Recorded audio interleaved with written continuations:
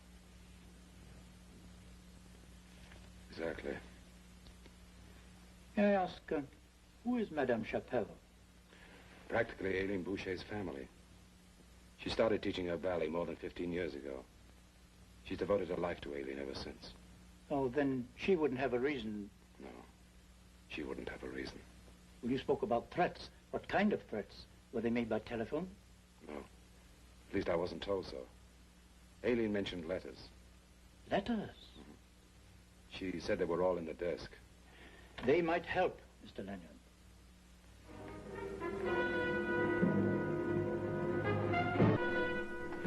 There are no letters. You remember, Michael? I told you. Told him what, Madame Chapelle? Aileen is dead now. Otherwise, I wouldn't say it.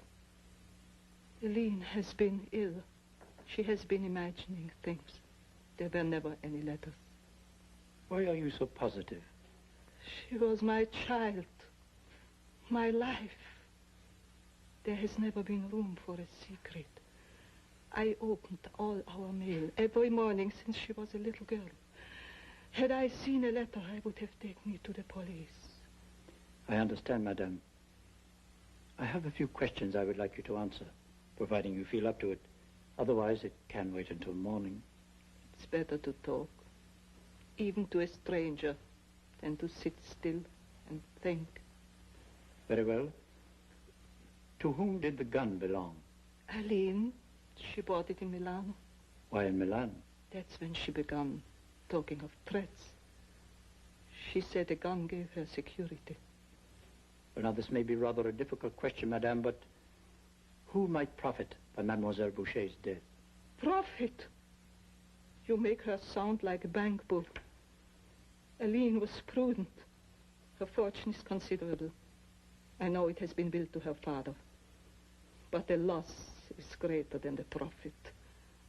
The world no longer will see a girl who could dance like an angel and who the gods had gifted with an almost incomparable talent. I, Inspector, understand and inherit that loss. Don't you think that's enough for now, Inspector? You're right, Mr. Lanyard. There are a few details to take care of. Meanwhile, I suggest that Madame Chapelle be given a sedative. Yeah. It's very possible I'll need you tomorrow, Mr. Lanyard. If so, where may you be reached? At the Dorchester.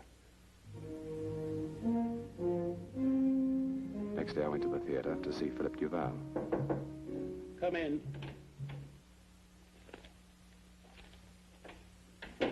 Lanyard. This is too horrible. Yeah. I knew she was ill, but never this ill. Any idea why she might have been ill? No. It is as I told you last evening. Even the doctor seemed perplexed. What about you? Did you complain about the money you had to pay her? Did you say she might be slipping? That perhaps it was time to give another ballerina a chance at the jackpot? Mike, you are mad. I loved Aileen. When I first hired her, I had a small clue, but she made me famous. She made me wealthy. The money I paid her was nothing. 100 times I offered her partnership. But no, Aileen wasn't just a ballerina. She was a form, a symphony. Who has been her understudy? Nicky Armand. Well, that's a start. Is she here? She's rehearsing.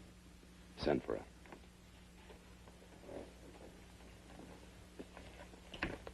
Send Nicky Armand to my office right away. Mike, I think you are wrong. Thinking's not good enough. I want to know. Only yesterday, Aileen and I went over her routines for our next engagement. Nothing forlorn. Everything filled with beauty and hope. And then to do this terrible thing.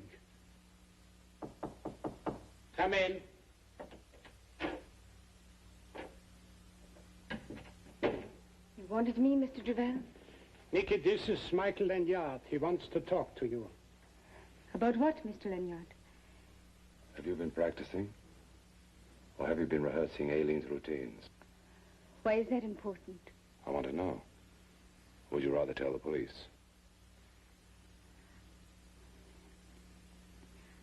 I've been rehearsing Aileen's dances.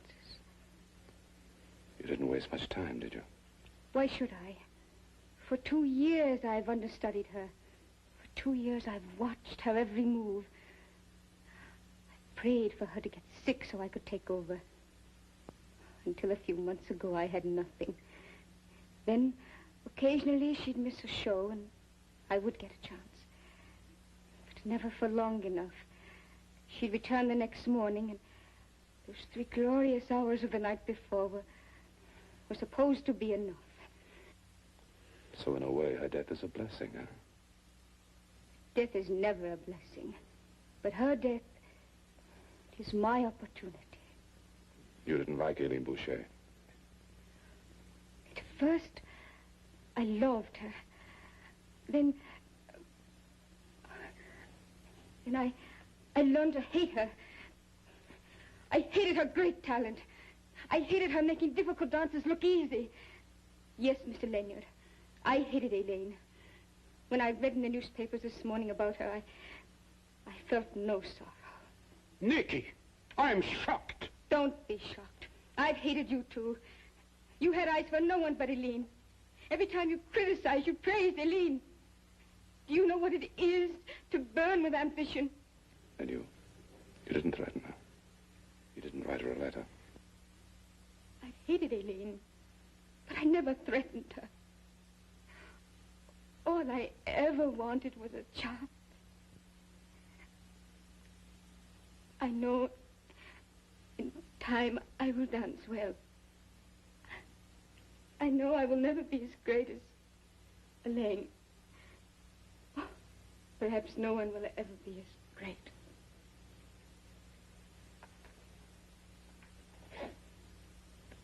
You better go, Nicky. Take a day off and no hate. Pray for her.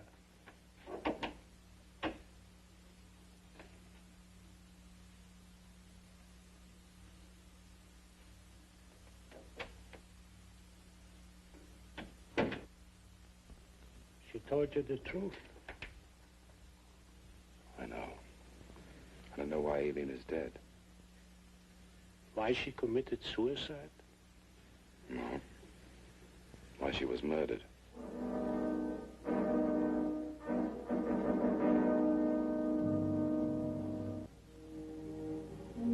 I headed for Aileen's house by taxi. I had an idea, but I wanted to be wrong. Madame Chappelle was still asleep from the sedative she'd been given. I had a hunch that somewhere in this house was the evidence I needed to prove Aileen's death wasn't suicide. I started upstairs to find proof of murder. I had found Madame Chappelle's diary, and I'd read it twice. It told a brutal story and explained many things. I wondered how people are able to kill those they love. Fortunately for me, the person who could give me that answer was still alive. Have I been asleep long, Michael? For many hours. How do you feel?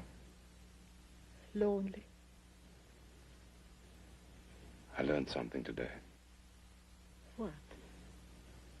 Aileen didn't commit suicide. Why did you kill her? Michael, I loved her. She was my life. That's part of the reason, but not all of it. Aileen was a reflection of your life. Why did you kill her?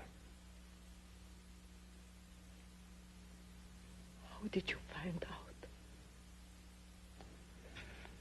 The diary. You wrote, "Tonight in Milano, Aileen was without a peer. She must die." Then you lied to me about the rest of the dancers she wanted to select for the tour. Duval told me they were not of death or torture. Aileen was my pupil. I recognized her talent when first we met. I taught her. She depended on me. I took her from modesty and gave her riches. I watched her learn, become famous. I basked in her glory. But we always both knew that I, in my day, was the greater dancer. Each day, each week, each year she improved. I was my own challenge through her.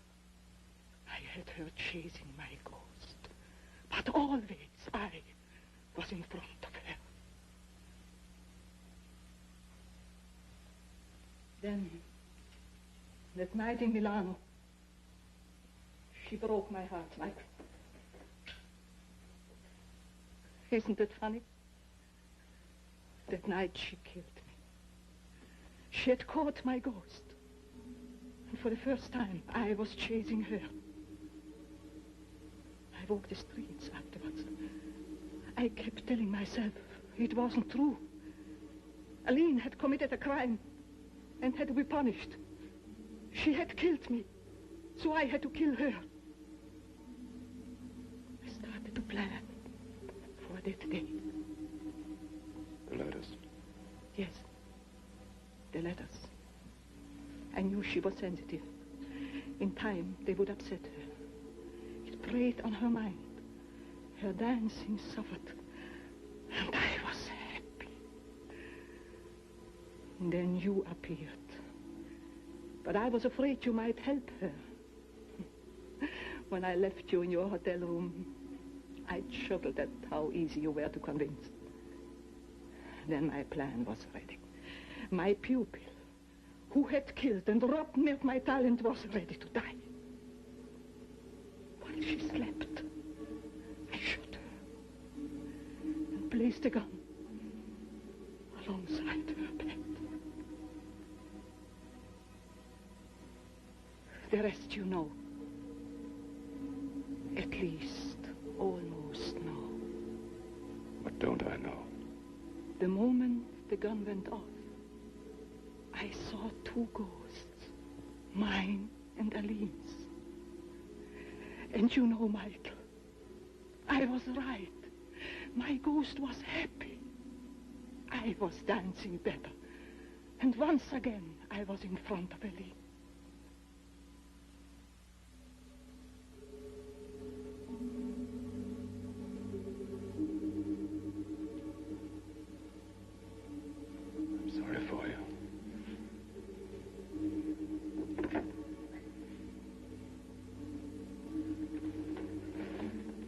Lanyard. I was right, Aline. My ghost is